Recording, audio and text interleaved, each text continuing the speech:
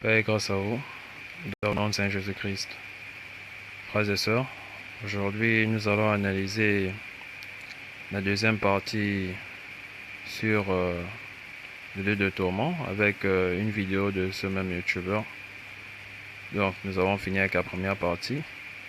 Écoutons premièrement l'introduction qu'il fait sur sa deuxième partie, après nous allons analyser. Première partie, on a répondu à une question avec les Écritures de ce qu'il en est en ce moment même des personnes qui sont mortes. Et la réponse de la parole de Dieu n'a rien été de toutes ces doctrines religieuses, ou visions et songes de ceux qui se disent faire la volonté de Dieu.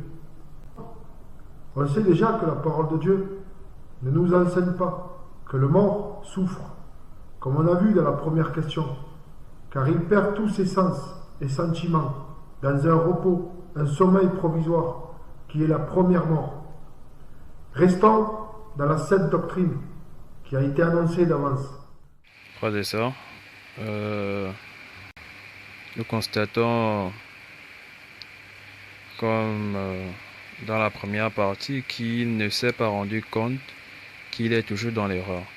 Donc pour ceux qui n'ont pas regardé la vidéo, donc la première partie de ma vidéo dans laquelle j'analyse sa première partie, donc la première partie de sa vidéo, peuvent aller regarder pour mieux comprendre pourquoi je dis cela. Donc allez-y regarder la première partie dans laquelle j'ai analysé sa première partie.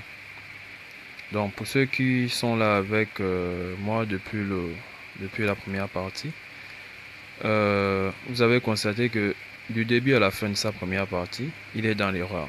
Et là, dans la deuxième partie, pour lui, il se dit toujours qu'il a la vérité. Il se dit toujours qu'il a la vérité. Et dans la première partie, je ne cessais de dire qu'il lit un texte scrupuleusement. Et si vous avez remarqué cette courte vidéo dans laquelle il fait son introduction, vous avez remarqué que la webcam n'est plus en face de lui. Dans la première partie, elle était en face de lui. Donc on avait l'impression qu'il s'adressait aux internautes sans lire un texte. On avait cette impression. Mais là, dans la deuxième partie, vous avez regardé cette courte vidéo, la webcam est sur le côté et il fixe toujours son écran. Il ne fixe pas la webcam. Il fixe le texte qu'il lit scrupuleusement.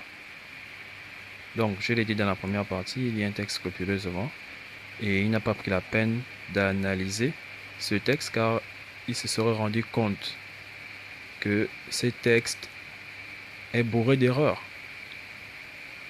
Donc, pour mieux illustrer cela, regardons, j'ai capturé. Regardons, oui, ça c'est dans la courte vidéo. Dans la première vidéo, il n'était pas dans cet emplacement. Donc, il a changé d'emplacement dans la deuxième vidéo. Donc, regardez derrière, il y a un grand miroir. Donc, dans ce grand miroir, j'ai mis une flèche pour mieux indiquer. Vous voyez, il y a le PC qui apparaît. Donc, dans l'axe symétrique. Donc, derrière, il y a le PC qui apparaît.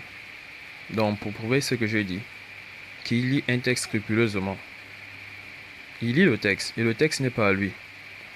Le texte n'est pas à lui. Si le texte était à lui, il devait se rendre compte qu'il fait beaucoup d'erreurs.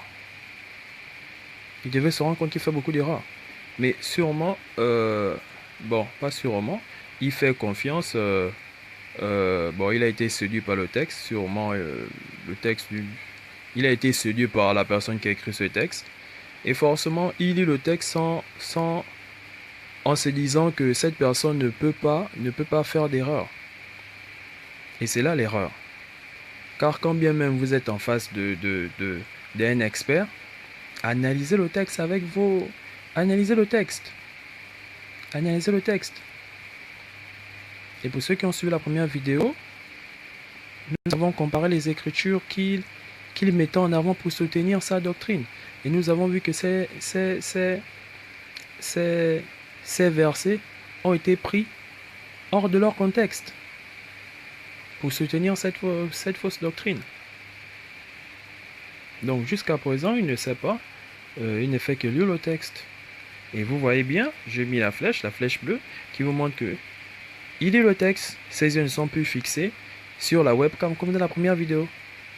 Pour ceux qui n'ont pas regardé la première vidéo, voilà, nous nous rendons compte. Bon, vous voyez clairement, hein, il y a un grand miroir derrière. Il y a l'écran qui brille, donc il ne regarde plus la webcam. Bon, ceux qui avaient l'impression qu'il parlait sans lire.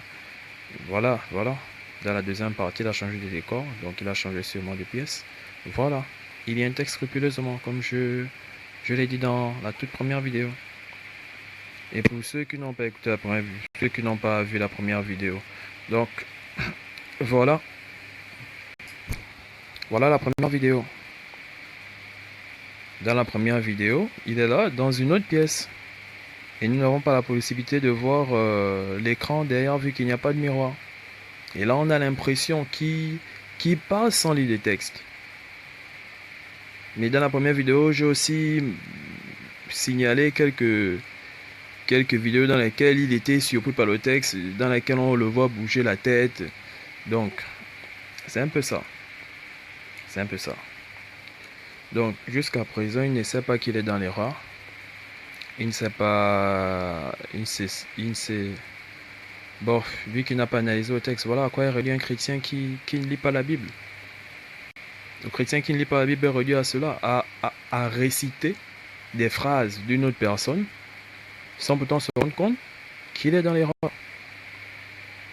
Sans pourtant se rendre compte qu'il est dans l'erreur. Donc, regardons une autre courte vidéo. Puis nous allons interpréter.